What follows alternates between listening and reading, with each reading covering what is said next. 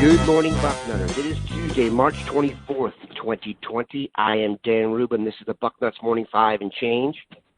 If it's Tuesday, that can mean only one thing. Duane Long checks in from the capital city of Columbus. Duane, looks like we might get some sun today. It's looking good out there, Dan. I mean, it looks like we're going to get an early spring. We're not dropping. We didn't have a cold winter. We had a wet winter. But looks like we're breaking into spring. I'm definitely excited. Wish there was spring football, but some good weather would certainly be a nice respite from all the other crap we've had to deal with. We're not going to spend too much time talking about that today. In fact, we just finished. Besides NFL free agency, it has been Ohio State dominating the player addition market. The recruiting of high school prospects or the addition of players from other programs. The one in focus today will be Trey Sermon, running back out of Oklahoma, announced his intention to transfer to Ohio State. This adds to an interesting group of running backs. Master Teague has a hurt Achilles. Marcus Crowley has a knee injury suffered the same day as Trey Sermon. Then you've got Steel Chambers and possible additions from a rookie, Mayan Williams. What are your thoughts on the addition of Trey Sermon as a player? Oh, I've watched film of him. He's impressive. He was leaving Oklahoma because he wanted to carry the ball more. He wanted to be the primary ball carrier, the starter. I think he can get that here. I don't think anybody has established themselves. I still believe that we still got a good running back room, but I got to tell you, when Teague disappeared on us at the end of last year in a Clemson game when we really needed him, that put a big question mark in my mind because he was running very well throughout the year. But this is a really nice get, and if it was just overall talent, just looking at him as talent, I would say Sermon is the better runner. He's also going to bring a ton of experience. This guy's played a lot. He's played in big games, and if he's a starter, not going to surprise me at all, and I think we'll do well with him. The real question with the whole group now is, among Sermon, Teague, and Crowley, who's the healthiest?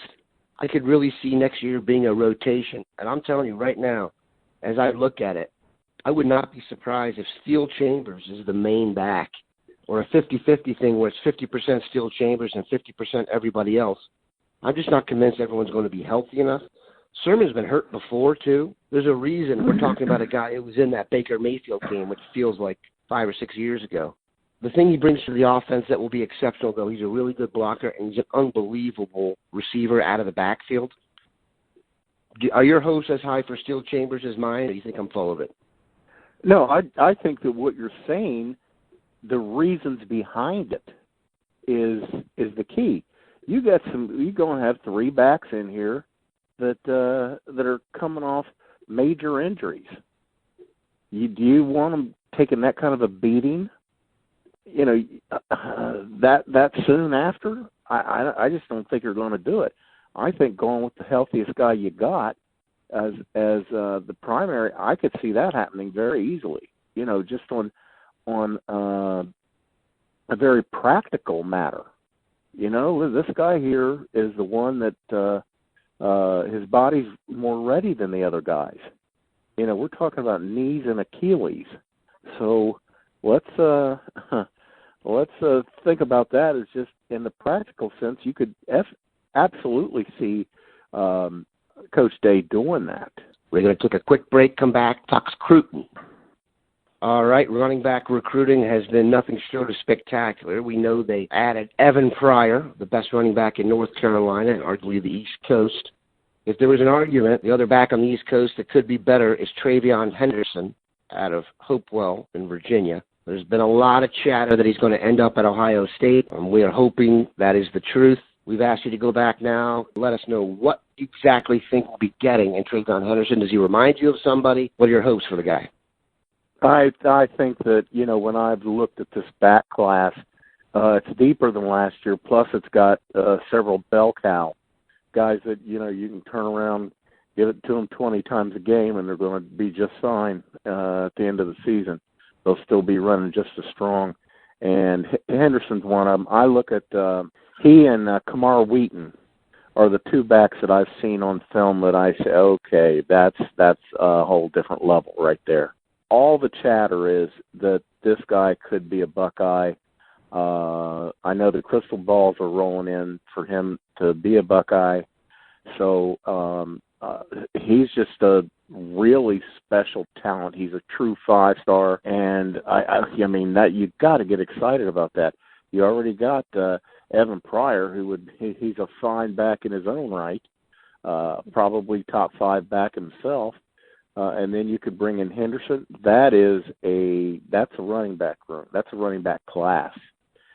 You get everything with Henderson. He can run between the tackles. He can get it wide and outrun the defense. There are so many times you can look at, if you watch him on film, I'm thinking he's going to cut back and try to get back up to speed quicker than the guy in front of him. No, he just keeps running and runs by him. There are a number of plays like that. Very instinctive kid, has good vision. He's got it all. He's got the complete package. Didn't see him catching the ball that much, but I'm not worried about that. I mean, I'd love to see us throw to the backs more. We just don't. We throw to the backs about as much as we throw to the tight end. It's not as important with a running back here to be an outstanding receiver. Evan Pryor is. He's really outstanding catching football. Henderson is a massive get, especially under the circumstances. Ryan Day has just walked in and become Godzilla recruiting. This class could be the class that we measure all future classes by. It's a monster, and it's getting better. We're not talking about guys, we're in the running for. We're talking about guys that we lead for. It's a who's who. It's a bunch of top 100 kids, a bunch of top 50 kids. Ryan Day has just walked in the room and just started throwing elbows and chasing people out. This is mine. I'm going to do what I want to do. And he's been highly effective. Henderson would be the 15th commit in the class. You referenced it. If you had to talk about the dudes you'd like them to still go after, give us some more 2021 names. Just looking at 5 kids, and, considering what we've got, we're probably going to look at a class of 20, 22 maybe. They're what's out there, and again, I'm talking about guys that we lead for. And, you look at who's out there. Number one is Emeka Egbuka. What a tremendous athlete. Just incredible. I've been talking about him as being a possible corner. And he could get on the field quicker at corner. But then I started looking at his film again, and he is just so dynamic as a receiver. He is a playmaker. He could do it all. Just absolutely outstanding. So he would be number one, and I like where we are with him. It's just sounding like we're going to be the team to beat for him. They've got he's from Washington. They got a new head coach. We're already establishing a relationship with this kid. He knows what Ryan Day's about. He's never seen this coach at Washington. Who knows? Maybe he just wants to go away for school. Some kids do. They aren't really interested in staying in state. They want to go away. But he would be number one on the list. And I would look at another guy, Darren Washington. That's just crazy that Washington has 2 of the top 5 players in the nation. My next guy is JT Tumalau. I was recently watching his film, and just how impressive he was at tight end. And he's about 270, 275 pounds now. You look at that, and, they're throwing him the ball, and you think, wow, he's going to be a load to bring down. Well, first they got to catch him. He's just a tremendous athlete. He dominates the football game, just dominates. And, again, he's a kid that we're looking at as a possible Buckeye lean at this point. if he had to make a decision today, I bet it would be the Buckeyes. So, you got to be happy about that. That's just a monster. We need to get tackles in here again. We had a pretty good string. We had really good depth, but they're starting to move on. It's kids they eventually graduate. So getting him would be tremendous. To go with Mike Hall, wow, would that be a great combination. Number 3 is Latham. He is just an elite offensive tackle prospect. I mean, I still think that I would at least throw him over on defense for a couple of practices, because when you look at his film, he's a dominant defensive lineman. And, if there's just this old belief that if Big is athletic enough to play defense, you play him on defense. So you just want to get him. And there are some that say he may stay in the South. Now, I don't think so. I think he's coming back here.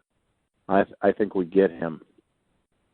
Those guys would be the top 3 that just would put a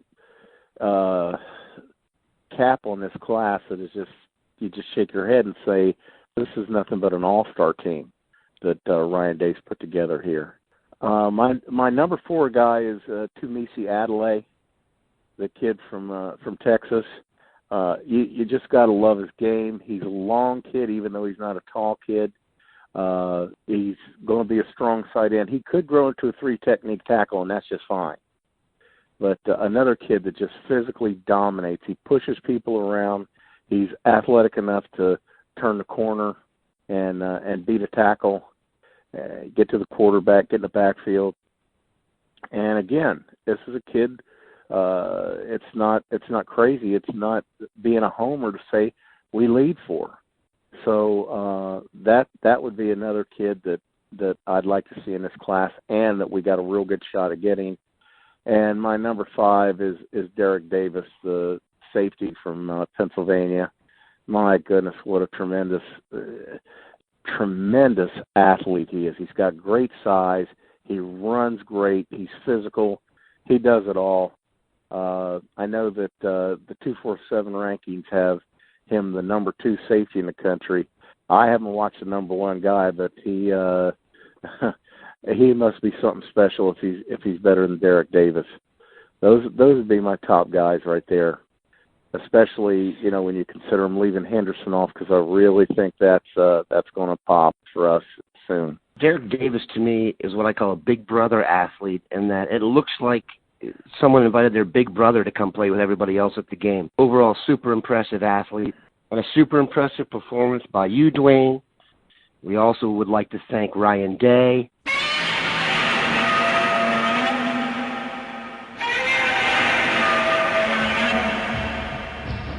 Have a good one, Bucknutters.